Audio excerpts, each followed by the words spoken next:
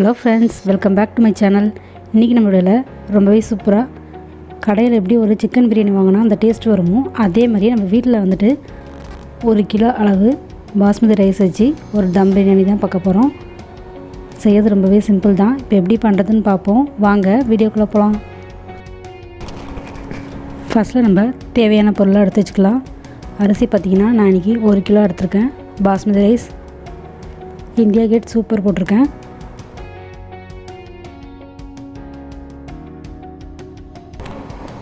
ஒரு மிக்ஸி ஜாரில் நம்ம வெங்காயம் தக்காளி கொஞ்சமாக போட்டு அரைச்சிப்போம். வெங்காயம் பார்த்திங்கன்னா 1, அடுத்ததாக அது கூடவே தக்காளி ஒரு 1,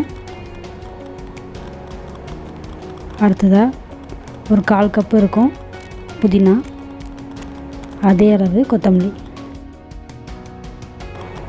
இது எல்லாத்தையும் நல்லா அரைச்சி எடுத்துப்போம். இப்போ பார்த்திங்கன்னா இந்தளவுக்கு அரைச்சி எடுத்துக்கோங்க. இப்போ எப்படி பண்ணுறதுன்னு பார்ப்போம். டபரா வச்சுட்டு நெய் ஒரு 3 டீஸ்பூன் வரைக்கும் போட்டுக்கிறேன். நீங்கள் நெய் எக்ஸ்ட்ரா சாப்பிட்டிங்கன்னா அதுக்கு தகுந்த மாதிரி போட்டுக்கோங்க. ஆயில் பார்த்திங்கன்னா ஒரு 100 ml, எந்த ஃப்ளேவரும் இல்லாத ஆயில் போட்டுக்கோங்க. அடுத்ததாக ஏலக்காய் ஒரு 8,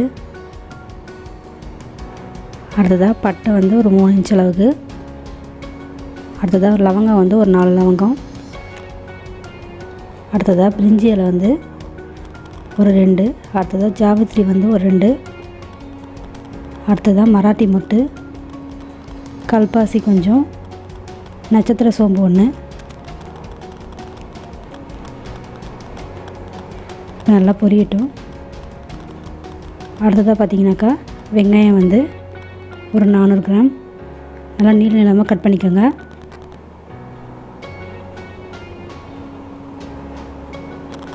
அடுத்ததாக நம்ம கொஞ்சமாக சால்ட்டு போட்டுப்போம். வெங்காயம் வதங்க.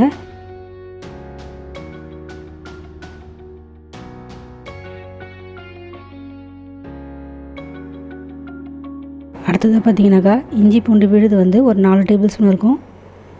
நல்லா இந்த மாதிரி அரைச்சிட்டு சேர்த்துக்கோங்க. இஞ்சி பூண்டு நிறைய போட்டால் தான் நமக்கு கடை டேஸ்ட்டுக்கு வரும். அடுத்ததாக பச்சை மிளகாய் ஒரு 4, காம்பு மட்டும் எடுத்துகிட்டு கீராத போட்டுக்கோங்க. இப்போ இது நல்லா வதங்கணும். பார்த்திங்கனாக்கா இந்த அளவுக்கு வதங்கணும்.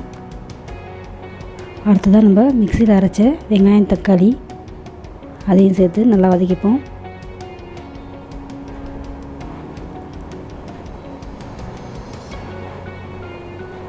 இது ஓரளவுக்கு நல்லா வதங்கின பிறகு தக்காளி போட்டுக்கலாம்.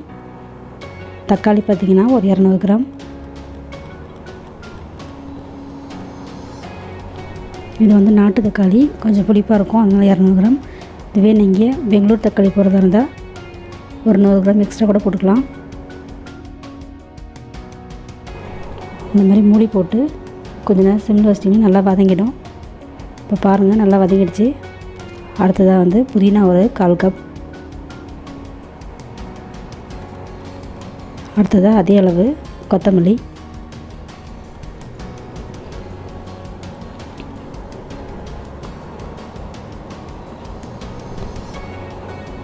இப்போ நல்லா வதக்கிப்போம். அடுத்ததாக காரத்துக்கு பார்த்திங்கனாக்கா தனி மிளகாய் பொடி ஒரு 1 டேபிள் ஸ்பூன். நம்ம வேறு எந்த மசாலாமே எதுவுமே போட தேவையில்லை, வெறும் மிளகாத்தூள் மட்டுமே போதும். அடுத்ததாக பார்த்திங்கன்னா சிக்கன் ஒரு 1 கிலோ. நல்லா மஞ்சள் பொடி போட்டு நல்லா க்ளீன் பண்ணிவிட்டு அதுக்கப்புறம் சேர்த்துக்கோங்க.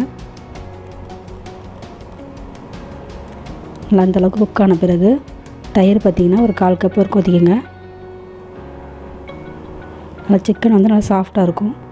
அடுத்ததாக மஞ்சள் பொடி ஒரு 1/4 டீஸ்பூன்.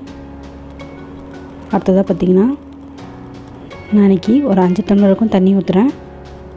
நீங்கள் 1 டம்ளர் ரைஸ்னாக்கா ஒரு 1.5 டம்ளர் கரெக்டாக இருக்கும்.